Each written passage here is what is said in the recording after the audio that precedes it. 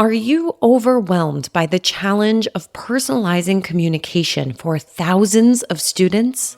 That's where Element 451's AI assistants come in. From nudging prospective students to guiding those already on their journey, AI assistants don't just automate, they write, build, and optimize every step of your digital campaigns. Discover how at element451.com/AI team. Hit it! That's what I'm talking about. Wait!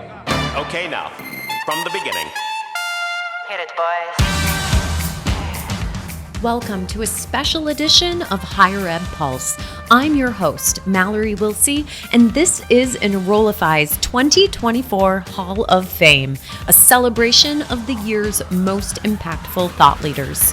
We've curated key moments from our Hall of Famers' appearances across the Enrollify network, highlighting the ideas and insights that are shaping the future of our industry. From groundbreaking takes on AI to bold strategies for student engagement, these voices set the tone for innovation in 2024. Let's jump right into today's episode. Today, we welcome Tina Miller to the Enrollify 2024 Hall of Fame. Tina is the Executive Director of Creative and Communications at Arizona State University's Enterprise Technology and a trailblazer in AI-driven innovation in higher ed. Her leadership has helped ASU stay at the forefront of integrating technology into education. This year, Tina had conversations with Brian Piper on AI for You and me, Mallory Wilsey, on Higher Ed Pulse. In the following clips, Tina highlights her efforts to lead the charge in embracing AI at ASU, creating a workplace culture that prioritizes innovation and exploration, while emphasizing that technology enhances rather than replaces human connections. You'll hear Tina provide insights on AI use cases at ASU, from streamlining workflows to improving student engagement. She explains why fostering AI literacy is a priority for her team at the university. Now, let's hear from Tina. AI won't take your job, but somebody who knows how to use the tools effectively might. I mean, we have, I think, 24,000 employees, faculty, staff, researchers at Arizona State University, and there's no talk at all about AI taking anybody's job. Right. And so much of that is understanding the limitations of the tools as well as the capabilities of them, because there are some things that they just don't do, and they definitely need human oversight because they get things wrong a lot. Right. Oh, yeah. I mean, I don't think you can take humans out of it. I mean, and that's the thing is you still need humans to have the creative thought about what it is you want to generate. Whatever tool you're using, you still need that human brain, Right. So I don't think I'm hoping that the human will never be taken out of that because it's essential. I think it always starts with a case for change. And so if you're in an institution where you don't feel like there's any movement or there's not a lot of support, I think you have to have a powerful case for change about here's the future of what this looks like. Here's where we're at now, and how can we make plans? Because I mean, and honestly, that's what I had to do. When I first came to Enterprise Technology, it was June of 2023. AI was never even uttered in my job interview. And so I hadn't even really known much about it other than I could ask, I can ask Alexa, like, to order me, a new pair of shoes when I needed them or whatever. So that's the extent I was using AI. But then within 2 months of coming to ASU, Lev Gonick, who was our chief information officer, who is appointed by President Crow to be in charge of AI, President Crow said, Lev, you're in charge of AI. So then Lev came to me and said, Tina, you're in charge of communicating about AI. And so I had to jump in, and I started first by listening to the Hard Fork podcast from the New York Times. Podcast. And then that led me to into the artificial intelligence podcast. And one thing led to another. So as the leader, I had to educate myself about AI before I could get my team on board. And so that's what I would say to your listeners and your viewers is if you are having some obstacles then you have to create a case for change. And when I did that, and I told my employees, like, this is not just about your profession. This is about your personal life too. And the sooner that you can understand, because this is not going away. The toothpaste is out of the tube. We're not going back. What are some of the ways I was trying to make it appealing to them so they understood really why it's so important? As far as Arizona State University, we do have a partnership with OpenAI, which I'm sure your listeners and viewers have heard of them. And they came to us in January and said that they wanted to find a way to use ChatGPT to help higher ed, but they didn't exactly know how. And so we partnered with them to use ChatGPT in a series of proposals. So what we did was we launched an innovation challenge. Our first one was in February, and we've had 4 since then. But what it is we're focused on impact. So it's easy to give ChatGPT out to students or anybody and say, here, but at Arizona State University, we wanted to make sure we focused on impact. So to do that, we had 3 areas where faculty, staff, and researchers could submit proposals to use ChatGPT on projects. And they had to do with either teaching and student success, or learning success, research for societal impact, or the future of work and business operations. And so we opened up these challenges and we said, okay, if you can submit a proposal that meets one of those 3 buckets, then you can have access to a ChatGPT license for a semester, as long as you measure your outcomes at the end and then share it with us so that we can amplify that. So we've had 4. We just closed the last challenge last week. We've had over 500 proposals, and right now we have over 250 active projects at Arizona State University using ChatGPT.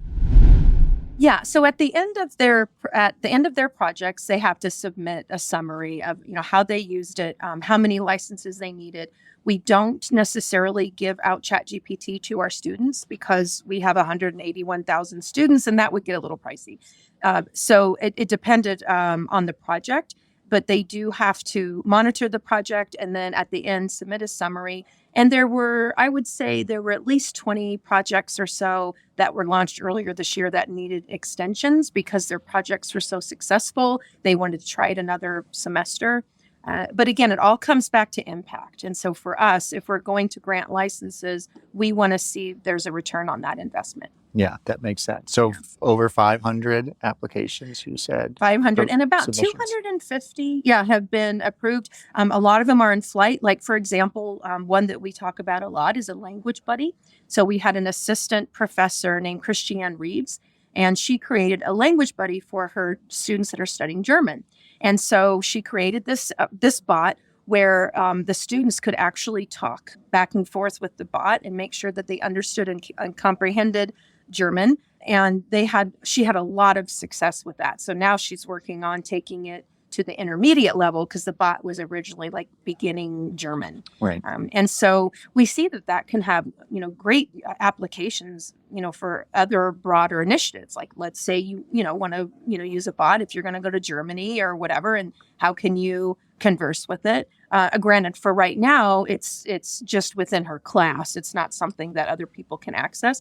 But that's what we're looking at, innovations around, each corner of our university. Arizona State University has been the #1 university innovation for 9 years in a row now. And so for us, we like to do little innovation centers around the university. And so a lot of these projects might be able to be scaled to be used and, for wider audiences in our community.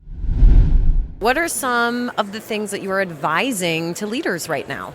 Well, first it starts with literacy. And so there is a difference between being literate and being fluent in AI. But it starts with literacy, and that means you have to educate yourself as a leader. You have to go out there. And when I first took this job at Arizona State University, I knew nothing about AI. It wasn't even uttered, and that was like the summer of 2023. And so for me, I knew I had to jump in and just start learning. So I started by listening to podcasts, listening to the wonderful Enrollify podcast at Element 451, little plug there, does. But and I just started educating myself. And so that's what I say is jump in with literacy and become literate in it. But it's not just to be literate to understand, here's how I use the tool, or here's, what AI is, but then you have to be fluent in it. You have to be able to use those tools in a way that could help build your team's rapport. It can help build processes within your team. And then also, as educators, we have to be able to teach our students not just what AI is, but to have them be fluent in it so they know how to be responsible in it. They know how to think reasonably and to create projects and things using it so that when they go out into the workplace, they're prepared. So I've kind of talked about two things, but you can still be a leader among students too, even if you're not a leader in your department with AI, but it starts with literacy. So the number one thing that I hear from leaders is that time is the barrier. They feel like they are, you mentioned all the things happening in higher ed at the top of this interview. Yeah. Leaders are stretched very thin. Teams are stretched very thin. Now I think, agree that AI can be a tool to help overcome some of those barriers, but you do need to spend the time at the top, getting fluent, getting literate, understanding the tools. But I'm just going to say again, that is what leaders keep telling me. I don't have time to learn it. I keep saying, you don't not have time to learn it. But what would you respond to if that was pushback that you got from someone sitting in the room tomorrow? Well, I think it goes back to a priority. Are you prioritizing it on your team? And for me, I made it a priority. And so there were other things that had to take a back seat to it because I prioritized this. So as a leader, you have to understand what's going on with your institutions, what are your priorities, but I will argue that this was the number one priority on my team. And so I found time for it. But if your listeners out there don't have as much time, one of the things they can start doing, I started listening to the Marketing Institute podcast, or Marketing AI podcast, hosted by Paul Reitzer. And I started listening to that. And I started listening to Hard Fork, which is a New York Times podcast. I started listening to other podcasts, again, the ones that Element 451 puts out. Because to me, I wanted to just understand what are the trends, what's happening. And I started, reading newsletters. And then I started having conversations with like-minded people like you and others that I've met at conferences or that work in higher ed to say, what are you doing? And so we're, trading notes on things. But to me, I say you're right. It's not, you can't not afford to do this. You just have to prioritize it and determine what's most important for you in moving your institution forward. Tina, congratulations on being inducted into the Enrollify 2024 Hall of Fame. Your forward-thinking approach and commitment to AI literacy are setting new standards for what's possible in higher ed.